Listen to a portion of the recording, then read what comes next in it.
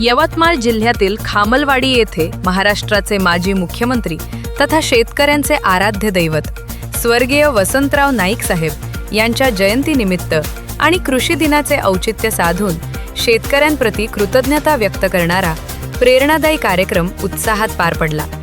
या कार्यक्रमाला वसंतराव नाईक साहेब यांच्या नातसून सौ सोनल ययाती नाईक, स्वाभिमानी शेतकरी संघटनेचे शेतकरी नेते मनीष जाधव तसेच माजी जिल्हा परिषद सदस्या सौ सीताबाई गजू राठोड यांची प्रमुख उपस्थिती लाभली। यावेळी बोलताना शेतकरी नेते मनीष जाधव यांनी शासनाच्या कृषी धोरणांवर टीका करत माती आणि मातीतल्या माणसाला जपणाऱ्या वसंतराव नाईक साहेबांच्या विचारांचा वारसा आजच्या राज्यकर्त्यांनी आत्मसात केला तरच राज्यातील शेतकऱ्यांचे प्रश्न मार्गी लागू शकतील, असे स्पष्ट मत व्यक्त केले।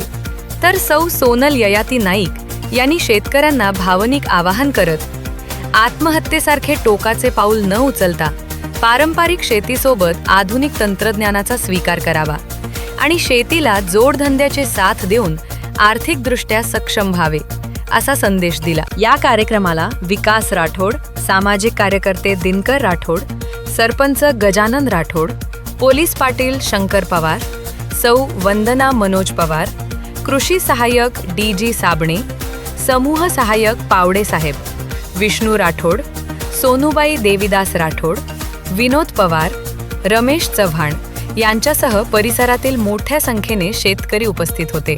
कार्यक्रमाचे सूत्रसंचालन कुम स्वाती पवार यांनी केले, तर आभार प्रदर्शन विष्णू राठोड यांनी मानले।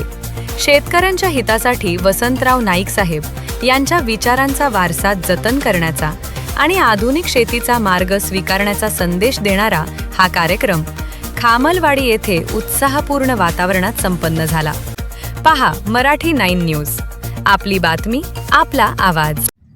शेती ज्यांचं श्वास होती आणि माती ज्यांचा ध्यास होता, असे महानायक वसंतराव नाईक साहेबांच्या जयंतीनिमित्त आज सर्व महाराष्ट्रामध्ये मोठ्या हर्ष व उत्साहात त्यांची जयंती साजरी केल्या जाते। याच अनुषंगाने आम्ही आज शेतकरी संघटनेच्या वतीने शेतकरीच्या बांधावर जाऊन ज्या मायमाऊलींनी आपला पती गमावलेला आहे, आत्महत्याग्रस्त कुटुंबातील त्या मायमाऊलींना आम्ही शेतीच्या बांधावर जाऊन त्यांना साडी चोळी देऊन त्यांचा यथोचित सन्मान करतो।